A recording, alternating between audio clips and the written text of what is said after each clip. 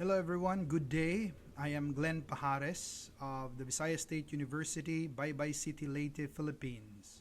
I am also a member of the board of the Societas Ethica Filosofica Incorporated, or SEPE for short. And I'm here to present my paper entitled John Paull II on Sexual Ethics, a response to the challenge of teenage pregnancy in the Philippines.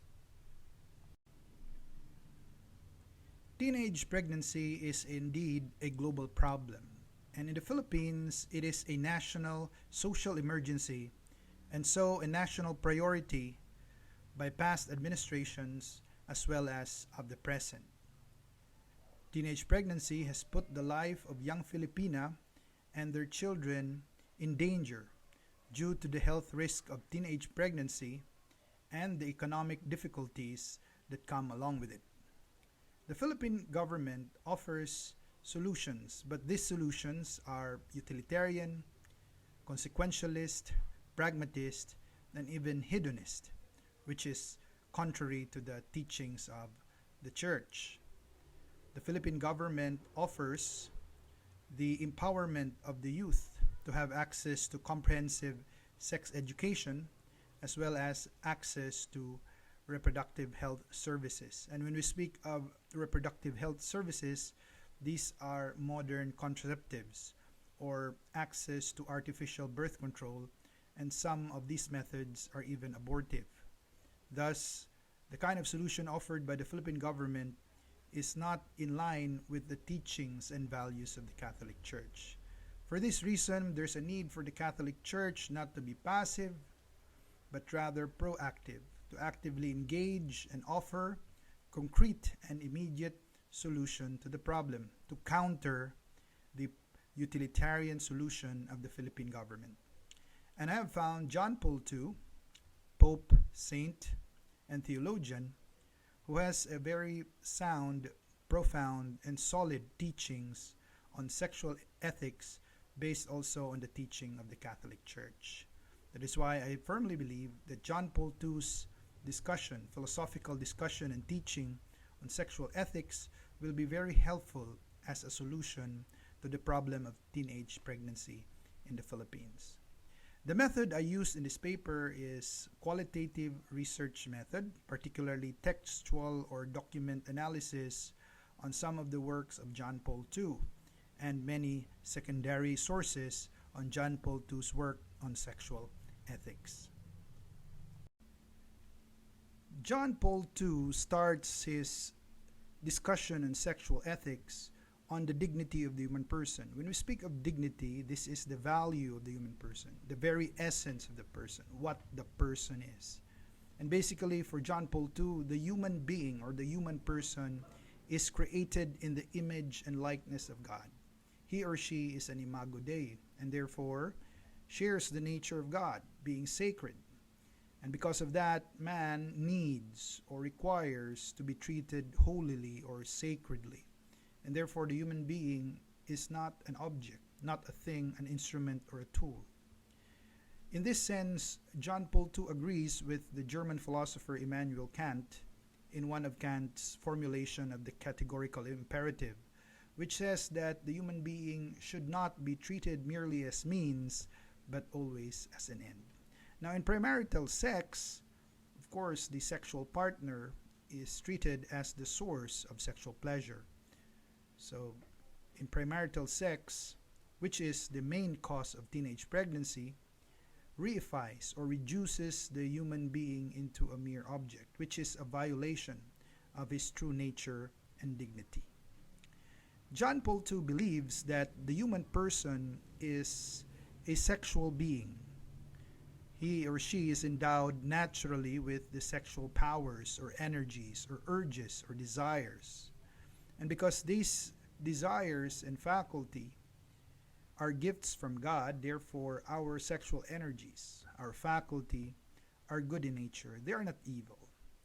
They will only become evil the moment we misuse them or direct them to the wrong end or to the wrong purpose or to the wrong goal. So the question is, what is the purpose, the design, and goal of our sexual desires, urges, and sexual faculty? Well, according to John Paul II, our sexual urges and faculty are naturally designed to serve authentic love and for procreation. So, other than these goals or purposes, is the misuse or abuse of our sexual energies, urges, and faculty. In addition, John Paul II emphasized that the human person, being rational, has the innate power or faculty or capability to go beyond the sexual desires. In other words, the human person, guided by reason, has the capacity to control, to take over, not to be a slave of the sexual desires, but rather becomes the master of the sexual desires and direct them to their proper end. So if the proper use or direction of our sexual faculty and desire is to serve authentic love and for procreation, then what is authentic love according to John Paul II?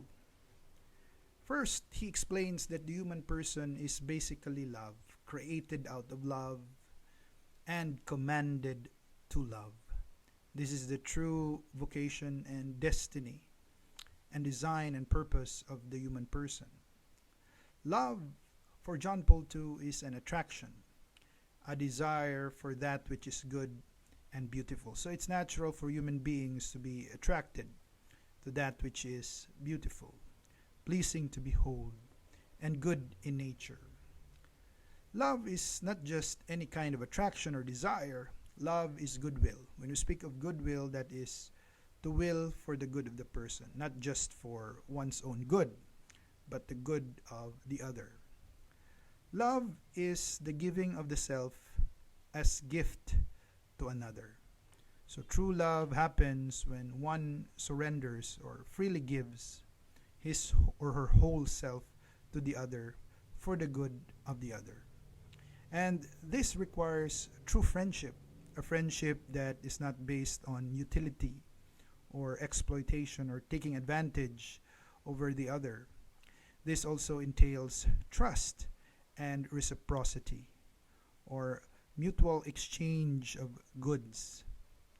And according to John Paul II, love is a virtue. And in the light of Aristotelian themistic philosophy, it is something, it's a good act repeatedly done out of habit, nurtured and rejuvenated every day. And for him, love is a commitment and a responsibility until death. You cannot call love love without commitment or responsibility to one's partner or to another person.